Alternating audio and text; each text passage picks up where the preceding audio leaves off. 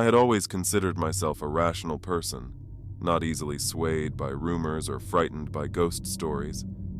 That was until the string of unsolved disappearances started happening in our small town. People whispered about a shadowy figure, but no one knew anything for sure. The police were as clueless as the rest of us, leaving a chilling void of answers. It was this very lack of justice, the knowledge that someone, something was out there, unpunished, that began to gnaw at the edges of my sanity. At first, it was just an occasional glance over my shoulder during my nightly walks.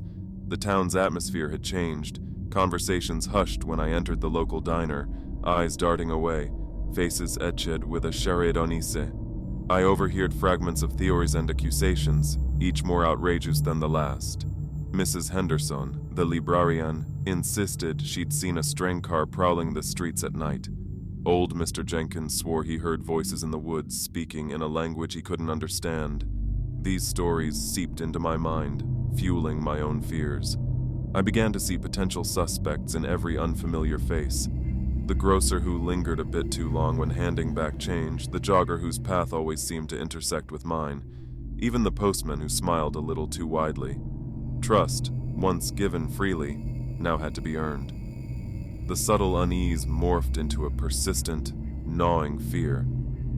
I started avoiding the wooded path where Sarah, a college student, had last been seen. Double-checking the locks on my doors and windows every night became a ritual.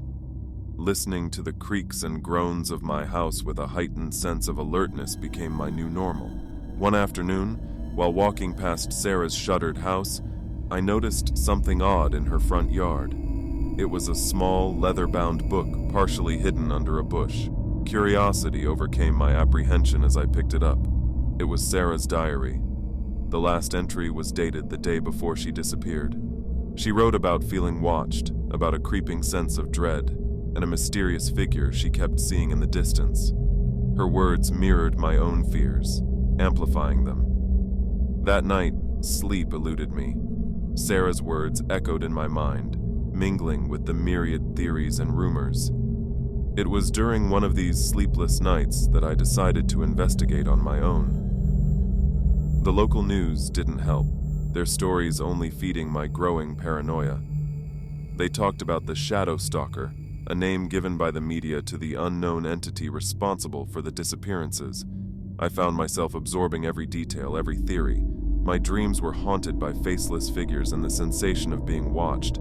It was during one sleepless night that I decided to investigate on my own. If the police couldn't find this perpetrator, maybe I could, or at least find some peace of mind. I started with the wooded path, the site of the last known disappearance.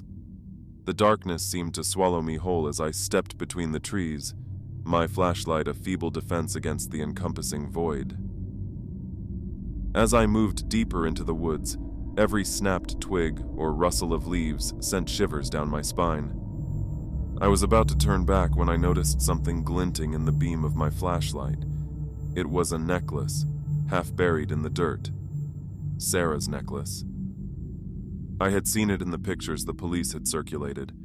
My heart pounded in my ears as I picked it up, the cold metal a tangible link to the missing girl. That's when I heard it, a low, guttural chuckle echoing through the trees. Panic surged through me. I wasn't alone. I swung my flashlight around frantically, trying to pierce the darkness. There, a figure just at the edge of the light watching me. I couldn't make out any features, just the outline of a person. I didn't wait to see more.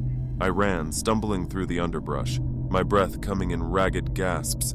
I could hear footsteps behind me getting closer. I burst out of the woods, tripping and falling onto the road.